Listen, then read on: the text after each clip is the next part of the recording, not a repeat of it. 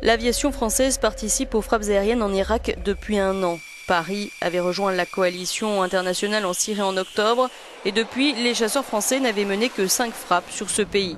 Mais les attentats du vendredi 13 ont tout changé. La France a intensifié ses raids sur le fief de Daesh, Raqqa, et lundi, devant le congrès des parlementaires réunis à Versailles, le président français François Hollande a fait appel à une alliance contre Daesh d'une nouvelle nature. Aujourd'hui, il faut un rassemblement de tous ceux qui peuvent réellement lutter contre cette armée terroriste dans le cadre d'une grande et unique coalition.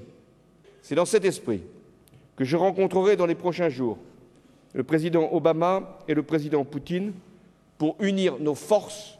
Unir nos forces, même avec la Russie, malgré les désaccords sur le destin du régime de Damas. 4 jours après les attentats de Paris et suite à une conversation au téléphone avec François Hollande, le président russe Vladimir Poutine donnait des ordres à ses militaires pour se coordonner avec les Français, dont le porte-avions Charles de Gaulle est attendu en Méditerranée orientale début décembre.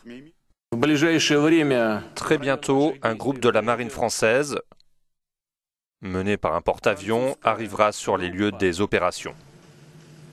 Vous devez établir un contact direct avec les Français et travailler avec eux comme avec des alliés.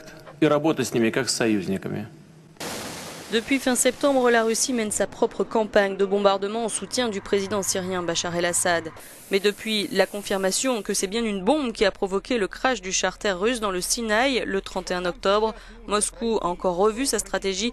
Hier, le président Poutine a vivement réagi contre les terroristes de Daesh.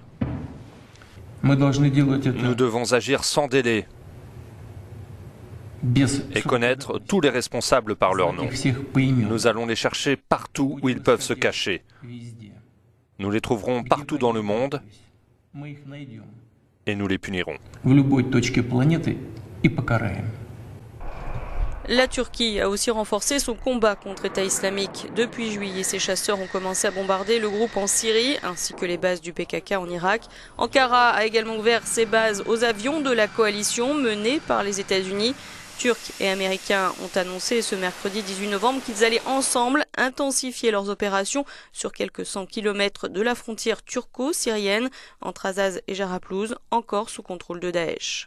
Je crois fermement que nous devons agir contre l'État islamique en Syrie. C'est ce qu'a déclaré le Premier ministre David Cameron aux députés britanniques hier. Il veut les convaincre de ne plus limiter les frappes britanniques contre l'État islamique à l'Irak. Il l'avait déjà réclamé sans succès mi-2013.